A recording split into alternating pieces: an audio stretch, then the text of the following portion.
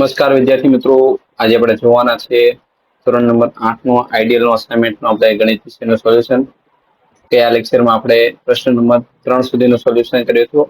Next હવે પ્રશ્ન number 4 નો આપણે સોલ્યુશન કરીએ. આપણે તો આજના વિડિયો લેક્ચરની અંદર જોઈએ આપણે કન્ટિન્યુ પ્રશ્ન નંબર 4 નીચે આપેલા પ્રશ્નોના જવાબ આપણે લખવાના છે અને 3 માર્ક્સના પ્રશ્નો છે. ચેપ્ટર નંબર 1 ની અંદર આપણે કિંમત મેળવવાની છે. તો યાદ રાખવાનું કે અંશનો ગુણાકાર અંશમાં અને છેદનો ગુણાકાર છેદમાં. એવી રીતે બીજા પદમાં પણ અંશનો ગુણાકાર અંશમાં અને છેદનો ગુણાકાર છેદમાં. ચલો તો અહીંયા 3 તેરી 9 કે 2 ના છેદમાં કેટલા આવશે? 15 માઇનસ 3 દુ 6 પણ કેવા માઇનસ છે. છેદમાં આવશે 5 + 35. ચલો છેદ સમાન કરવા માટે આપણે લસા લેવો પડે. હવે લસા લેતા ન આવડે તો ક્રોસ ગુણાકાર આપણે કરવાનો. 2 × 35 માઇનસ માઇનસ પ્લસ 6 × 15 છેદમાં આપણે લખી દઈએ 15 × 35. તો 35 દુ 70 પ્લસ 15 છંગ 90 છેદમાં આવશે 15 × 35. 70 ને 90 કેટલા થશે? 160. 160 ના છેદમાં 15 × 35. તો નેક્સ્ટ અહીંયા છે 160 ના આપણે ભાગ પાડીએ. 16 × 5 × 2 5 દુ 10. તો અહીંયા આપણે ભાગ પાડીએ 5 × 3 અને 5 + 35. 5 5 આપણે કેન્સલ થાય. 16 × 2 એટલે 16 2 કેટલા થાય? 32 છેદમાં 5 તેરી 15 15 + 105. નેક્સ્ટ બીજા દાખલામાં આપણે કિંમત મેળવવાની છે. તો બીજા દાખલામાં આ ભાગાકારની જગ્યાએ આપણે ગુણાકાર લખીએ. ગુણાકાર લખો એટલે એના પછીનો અપૂર્ણાંક હોય તેનો વ્યસ્ત આપણે લખવાનો. તેવી રીતે સેમ ટુ સેમ ભાગાકારની જગ્યાએ ગુણાકારનું ચિહ્ન અને એના પછીનો અપૂર્ણાંક જે આવે છે તેનો આપણે વ્યસ્ત લખીએ. નેક્સ્ટ હવે અંશનો ગુણાકાર અંશમાં અને છેદનો ગુણાકાર છેદમાં આપણે કરીએ. તો 7 × આને આપણે અવયવ પાડી દઈએ અથવા 10 એમનેમ રાખીએ. 5 × 8 તો 5 દુ 10 2 ચોક 8 થશે. એવી રીતે 1 × 5 અને 7 × 10 તો 5 દુ 10.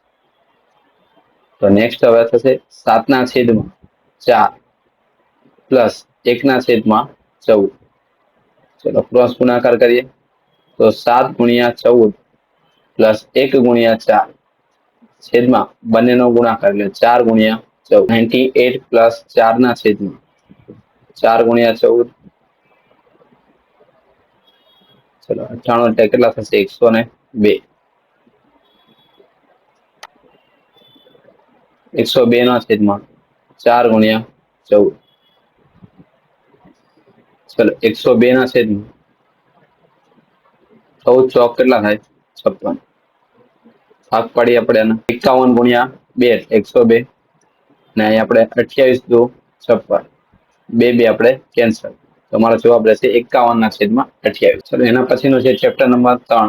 એમાં ત્રીજો પ્રશ્ન છે આપણે કે HELP સમબાહુ ચતુષ્કોણ આપેલો છે. આપણે x y અને z આ 3 વસ્તુ આપણે મેળવવાની છે. તો સમબાહુ ચતુષ્કોણ HELP માં દરેક બાજુ તથા વિકર્ણના માપ સમાન હોય છે. OL બરાબર OH બરાબર જે y થાય તેનું માપ કેટલું થાય? 24. તેવી રીતે OP બરાબર OE બરાબર x બરાબર એટલે કે 7 થાય. તેવી રીતે HE બરાબર LE બરાબર PL બરાબર PH બરાબર Z એટલે કેટલું આવશે? એના પછીનો પ્રશ્ન નંબર 4 છે સમાંતર ચતુષ્કોણ PQRS માં x અને y આપણે મેળવવું. તો સમાંતર ચતુષ્કોણમાં સામસામેની બાજુ સમાન હોય છે. PQRS હોવાથી PS બરાબર QR અને PQ બરાબર S એટલે સામસામેની બાજુ સમાન હોય છે. 24 બરાબર 3y અને 2x = 20. તો y ને આપણે કરતા બને એટલે 3 છેદમાં 8 તેરી 24 અને y બરાબર કેટલા આવશે? 8. તો PQ બરાબર SR એટલે કે 2x બરાબર 20. x ને કરતા બનાવો એટલે 2 બરાબર ને આ બાજુ એટલે છેદમાં એટલે 10 યાની x બરાબર કેટલા આવશે? 10. તો નેક્સ્ટ હવે ચેપ્ટર નંબર 5 ની આપણે વાત કરીએ. એમાં પાંચમો પ્રશ્ન છે 6084 નો વર્ગમૂળ અવિભાજ્ય અવયવીકરણની મદદથી આપણે તો અહીંયા 6084 ના તમને અહીંયા અવયવ પાડીને આપેલા છે. 2 ગુણ્યા 2 એટલે 2 નો વર્ગ, 2 ગુણ્યા 2 એટલે 2 નો વર્ગ, 3 ગુણ્યા 3 એટલે 3 નો વર્ગ,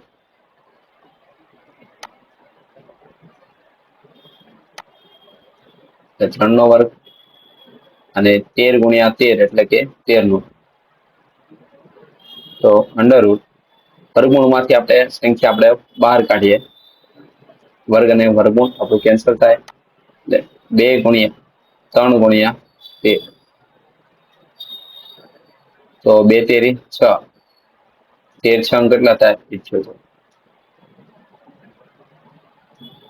નેક્સ્ટ છઠ્ઠો સવાલ 8, 15 અને 20 થી નિશેષ ભાગી શકાય તેવી નાનામાં નાની પૂર્ણ વર્ગ સંખ્યા આપણે મેળવવાની છે.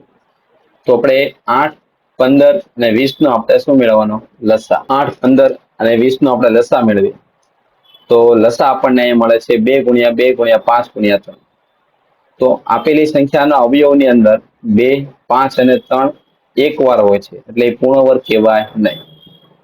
તો આપણે આ અવયવ 2 વખત હોય તો તે પૂર્ણ વર્ગ કહેવાય. એટલે આપેલી સંખ્યાને આપણે 2 ગુણ્યા 5 ગુણ્યા 3 એટલે કે 2 પંચા 10 તેરી 30 વડે ગુણાકાર કરો તો તે પૂર્ણ વર્ગ બને અને છેલ્લે તમને સંખ્યા કઈ મળે છે 3600.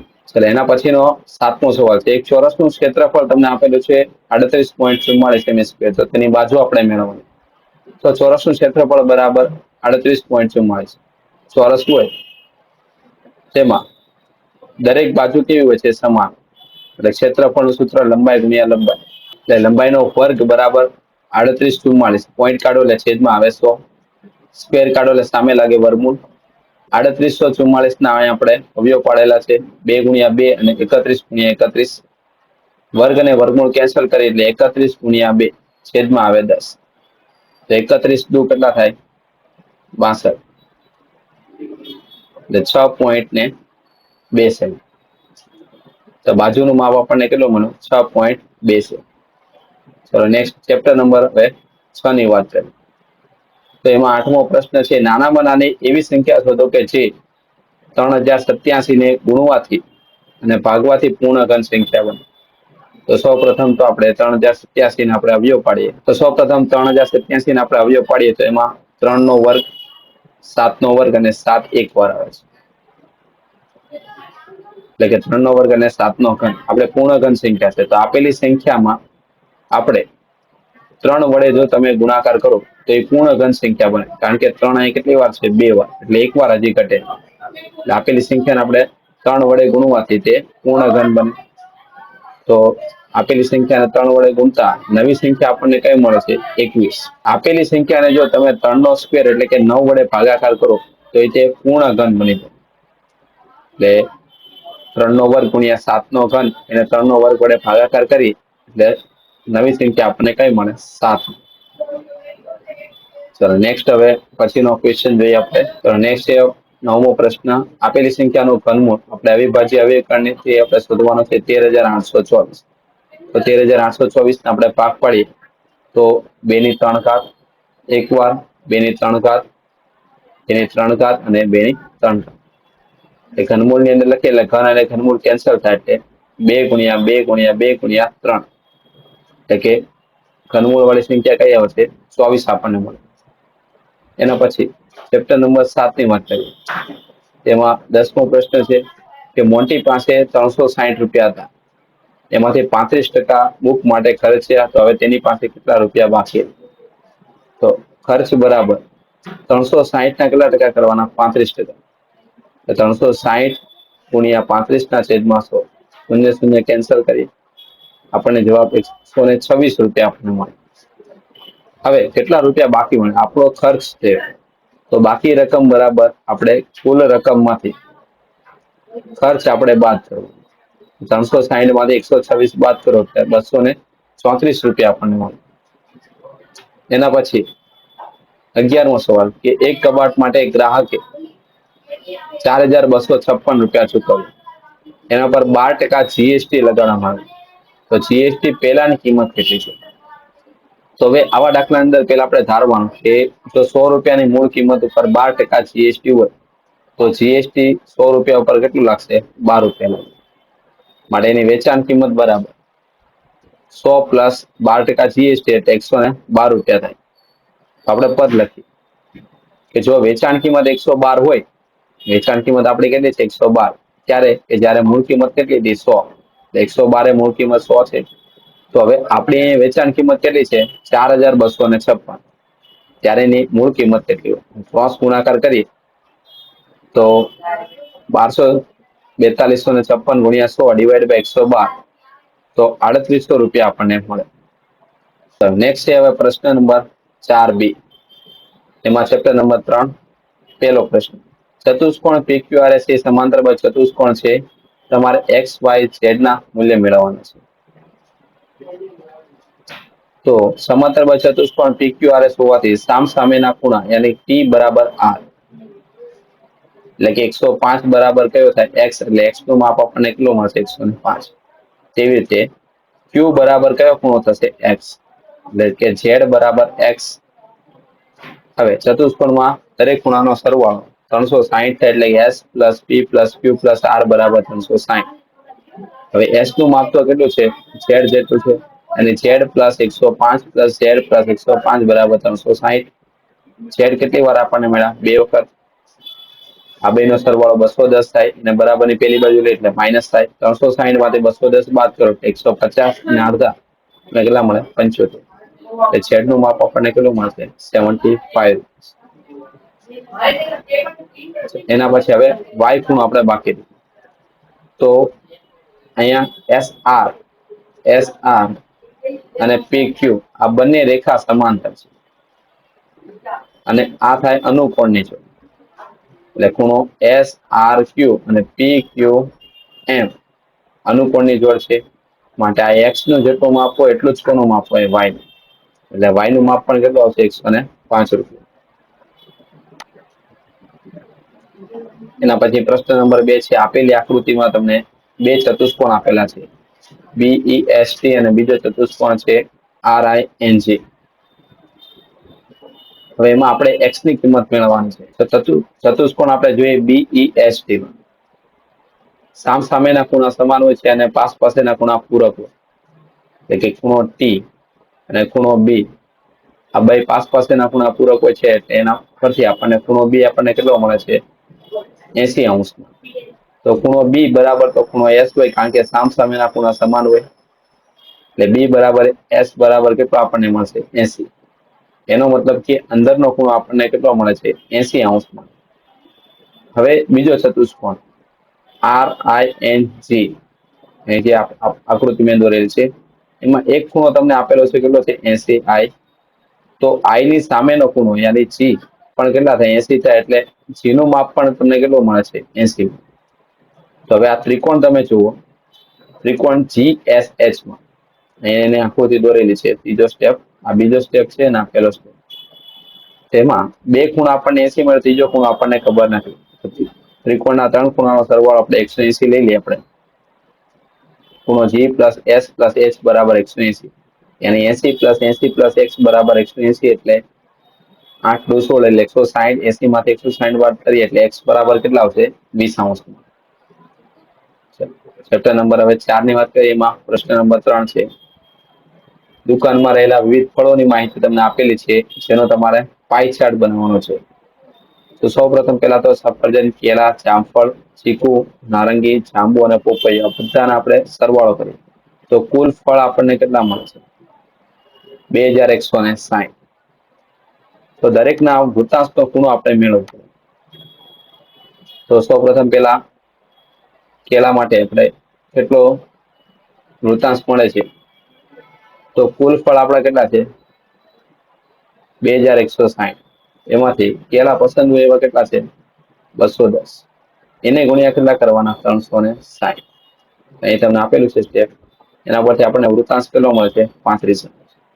તે પ્રમાણે સફરજનનો વૃત્તાંશ પણ આપણને કેટલો મળે છે? 55. જામફળનો વૃત્તાંશ આપણને મળે છે 120. ચીકુ માટે વૃત્તાંશ મળે છે 35. નારંગી માટે વૃતાંશ મળે છે 15, જાંબુ માટે વૃતાંશ આપણને કેટલો મળે છે 90, પપૈયા માટે વૃતાંશ આપણને કેટલો મળે છે 10. હવે આ દરેક વૃતાંશને આપણે એક વર્તુળ સ્વરૂપમાં આપણે દર્શાવીશું. તો એક કેન્દ્ર વાળો આપણે વર્તુળ લઈએ. એમાં સૌથી પહેલા આપણે 35° થી શરૂ કરીએ. પછી આ જે ભાગ છે તે આપણને આપણા માટે દર્શાવશે. 55° નો કોણ છે તે આપણને સફરજન માટે દર્શાવશે. 120 માટે જે ખૂણો છે તે આપણને જામફળ દર્શાવે છે. ચીકુ માટેનો જે ભાગ છે તે 35° છે. નારંગી માટેનો જે ભાગ છે તે છે 15°. જાંબુ માટેનો ભાગ છે તે છે 90°. અને પપૈયા માટેનો ભાગ છે તે 10°. એના પછીનો પ્રશ્ન છે 4, કે કંપનીએ વર્ષ 2003 અને 2004 4 મહિનામાં કરેલા નફાની અહીંયા તમને દ્વિલંબ આલેખ આપેલો છે. તો આલેખની અંદર જાન્યુઆરીમાં, ફેબ્રુઆરીમાં, માર્ચમાં અને એપ્રિલની અંદર કેટલો નફો થયો છે તે પ્રમાણે તમને માહિતી આપી. તો પેલો પ્રશ્ન છે કે આપેલા દ્વિલંબ આલેખ દ્વારા જણાવો કે કયા વર્ષમાં કયા મહિનામાં સૌથી વધુ નફો થયો છે. તો આલેખની અંદર સૌથી વધારે દ્વિલંબ આલેખ છે તે આપણને કેમાં મળશે? ફેબ્રુઆરીમાં અને 2004 ની. હવે આપણને 2 વર્ષ અલગ અલગ આપેલા છે. એમાં આપણને આ 2004 માટે જે આલેખ છે તે સૌથી વધારે મળે. એના પછી બીજો સવાલ, કયા વર્ષના 2 મહિનામાં સરખો નફો થયો છે? તો સરખો નફો થયો હોય તેવા આપણે જોઈએ તો જાન્યુઆરી અને ફેબ્રુઆરીના જે આપણે 2003, એટલે 2003 ની અંદર જાન્યુઆરી, ફેબ્રુઆરી મહિનાનો, અને 2004 ની અંદર જાન્યુઆરી અને એપ્રિલ, જાન્યુઆરી અને એપ્રિલમાં નફાને સમાન મળે છે. એના પછી 2003ના વર્ષમાં કયા મહિનામાં સૌથી ઓછો નફો થયો? તો 2003 ની અંદર કે આપણે આ લેખમાં જોઈને એમાં સૌથી ઓછો નફો આપણને કયા માર્ચ મહિનામાં. ઉપર આપેલા કોઈ પણ એક સ્તંભની ઊંચાઈ વધારે બતાવીએ તો પરિણામ પર કઈ અસર થાય? અસર થાય તો હા, નફો શું થાય? વધી જશે. એના પછી ચેપ્ટર નંબર 7 ની અંદર 5મો પ્રશ્ન, રોનક પાસે 5,000 રૂપિયા છે, તો 5% પ્રતિ વર્ષે વ્યાજ લેખે 2 વર્ષ માટે એક પેઢીમાં મૂકે છે. તો 2 વર્ષના અંતે રોનકને કેટલું વ્યાજ મળે છે? અને વ્યાજ મુદ્દલ પણ આપણે મેળવવાનું છે. તો અહીંયા તમને રકમ આપેલી છે 5,000, એટલે P બરાબર 5,000. ટકાવારી આપણે 5% આપી છે 2 વર્ષ માટે. તો સૂત્ર લખીએ I બરાબર PRT છેદમાં 100. 5,000 ગુણ્યા 5 ગુણ્યા 2 ના છેદમાં 100, શૂન્ય શૂન્ય કેન્સલ. તમારો જવાબ આવશે વ્યાજ કેટલું મળે? 500 રૂપિયા. વ્યાજ મુદ્દલ બરાબર મુદ્દલ પ્લસ વ્યાજ. 5,000 એ આપણી મુદ્દલ છે, વ્યાજ આપણને 500, એટલે તમારો 5500 રૂપિયા તમારો વ્યાજ. એના પછીનો પ્રશ્ન નંબર 6 છે કે મેઘના એક મોબાઈલ ખરીદે છે, એના પર છાપેલી કિંમત છે 10,500 રૂપિયા. છાપેલી કિંમત આવશે 10,500. ચલો, એના પર છાપેલી કિંમત છે 10,500. દુકાનદાર 20% વળતર માટે આપે છે. મોબાઈલ ઉપર 12.5% GST છે, તો મેઘનાએ મોબાઈલ કેટલા રૂપિયા ચૂકવ્યો હશે? તો સૌપ્રથમ તમને છાપેલી કિંમત આપેલી છે 10,500. એના પર વળતર 10% છે, અને જીએસટી પણ તમને આપેલું છે 12.5%. તો પેલા છાપેલી કિંમત ઉપર આપણે જીએસટી ગોતીએ, એટલે 10,500 ના 12.5% જે આપણે સાદુરૂપ આપીએ તો 1,312.5 રૂપિયા થશે. જીએસટી સાથેની આપણે વેચાણ કિંમત આપણે મેળવી છે, તો 10,500 પ્લસ 1,312.5, એટલે જીએસટી સાથેની વેચાણ કિંમત. કોની સાથેની? જીએસટી સાથેની. જે વળતર બાકી છે એના ઉપર વળતર 20% છે, એટલે હંમેશા લાસ્ટમાં વળતર આપે. વળતર બરાબર 11,812.5 ના 20% આપણે વળતર કરીએ તો વળતર આપણને 2,362.5 રૂપિયા મળે છે. તો મેઘનાને ચૂકવવી પડતી રકમ કેટલી? 11,812.5 માઇનસ 2,362.5 બાદ કરો એટલે 9,450 રૂપિયા ચૂકવવા પડે. પ્રશ્ન નંબર 5 છે, પ્રશ્નના જવાબ લખવા છે. એમાં ચેપ્ટર નંબર 3, એમાં પહેલું એક નિયમિત બહુકોણને કેટલી બાજુ હોય તો દરેક બહિષ્કોણનું માપ 45 અંશ થાય. તો બહુકોણના દરેક બહિષ્કોણના બધા માપનો સરવાળો તમે કરો તો 360 અંશ થાય. માટે બહુકોણના ખૂણાની સંખ્યા બરાબર 360 ના છેદમાં આપણે 45. કેટલો આવશે? 8. બીજો સવાલ છે સમાંતર ચતુષ્કોણ ABCD માં માપ ખૂણો એ કેટલાનો છે? 60 આવશે. તો બાકીના ખૂણા આપણે મેળવવાના છે. તો સમાંતર ચતુષ્કોણ ABCD છે એમાં એક ખૂણો 60 છે. તેની સામેનો ખૂણો પણ કેટલો થાય? 60 થાય. એટલે સામસામેના ખૂણા સમાન હોય. બીજું, પાસ પાસેના ખૂણા પૂરક હોય એટલે ખૂણો A અને ખૂણો D આ બંને પૂરક હોય. A + D = 180. એમાં D ને કરતા બનાવો એટલે આપણને 180 માંથી 60 બાદ કરો એટલે 120. એટલે ખૂણો D આપણને કેટલો મળે છે? 120. હવે સામસામેના ખૂણા સરખા હોય તે પ્રમાણે B પણ આપણને કેટલા મળે? 120. ચલો એના પછી ચેપ્ટર નંબર 4 છે કે રમેશ એક ટેબલ ઉપર કેટલાક બટન મૂકે છે. તેમાં 4 વાદળી છે, 7 લાલ, 3 કાળા અને 6 સફેદ બટન છે. અચાનક એક બટન ટેબલ ઉપરથી પડી જાય છે અને એ વાદળી હોય એની સંભાવના કેટલી? તો પેલા તો આપણે બટન લખી દઈએ. વાદળી બટનની સંખ્યા 4 છે, લાલ બટનની સંખ્યા 7 છે, કાળા બટનની સંખ્યા 3 છે, સફેદ બટનની સંખ્યા 6 છે. તો કુલ બટન આપણા કેટલા થશે? 20.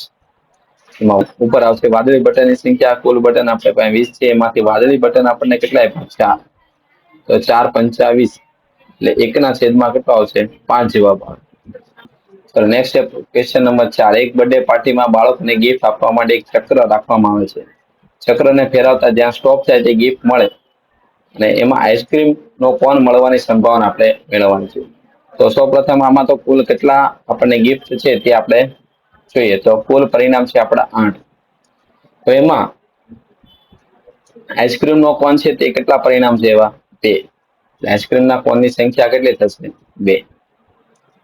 તો સંભાવના બરાબર આઈસ્ક્રીમના કોનની સંખ્યા છેદમાં આવે કુલ પરિણામ. કુલ પરિણામ 8 છે, એમાંથી આઈસ્ક્રીમના કોન 2 આવી શકે એટલે 2 × 4 = 8. એટલે તમારો જવાબ આવે 1/4. નેક્સ્ટ હવે આગળ જોઈએ 5મો પ્રશ્ન એના પછીનો. કુલ કેટલા પત્તા છે? 52. એમાં રાણીના પત્તાની સંખ્યા 4 છે.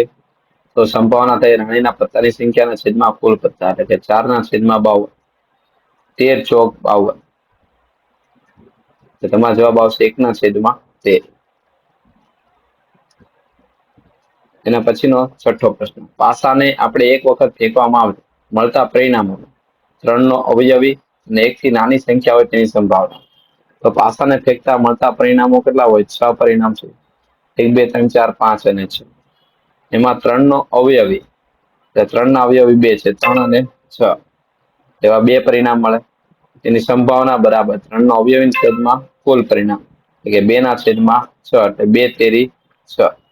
તમારો જવાબ થશે 1/3. ચલો સંભાવના આપણે મેળવીએ તો 2 તેરી 6 એટલે 1/2 જવાબ. બીજો સવાલ છે 1 થી નાની સંખ્યા હોય તેની સંભાવના. 1 થી નાની સંખ્યા હોય તેના પરિણામ આપણને મળે 0. તેની સંભાવના બરાબર 1 થી નાની સંખ્યાના પરિણામ છેદમાં કુલ પરિણામ. 0/6 એટલે જવાબ શું આવશે? 0.